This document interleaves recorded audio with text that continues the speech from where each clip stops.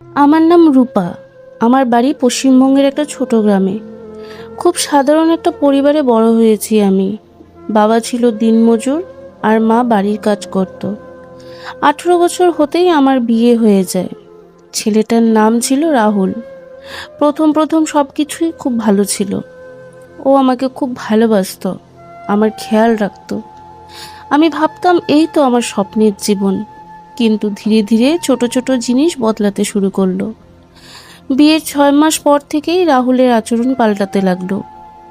সে খুব রাগী হয়ে গেল, ছোট ছোট ব্যাপারেও চিৎকার করত। একদিন রাতে সে আমাকে বলল, তোমার বাবার বাড়ি থেকে কিছু টাকা এনে দাও। আমি অবাক হয়ে গিয়েছিলাম, কারণ আমাদের বিয়ের সময় সব দেওয়া হয়ে গিয়েছিল।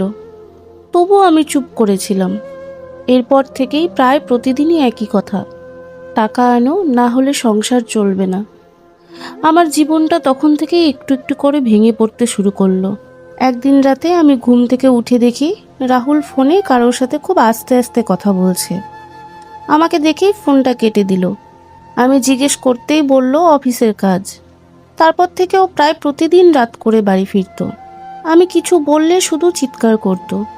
আমার মনে তখন একটাই প্রশ্ন ঘুরছিল, ও কি কিছু লুকোচ্ছে? একদিন আমি ওর ফোনটা চুপি চুপি দেখে ফেললাম।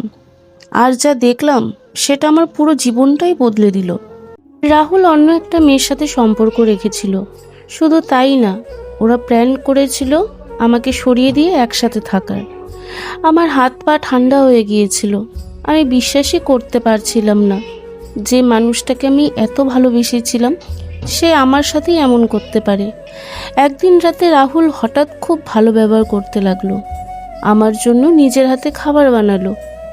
আমার মনে সন্দেহ হচ্ছিল, কিন্তু আমি কিছুই বলিনি।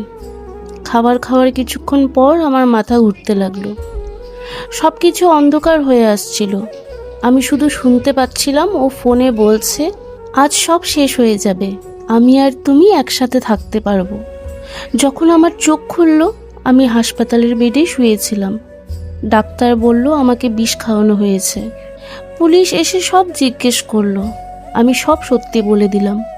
রাহুল আর সেই মেয়েটাকে গ্রেফতার করা হয়। আজ আমি বেঁচে আছি।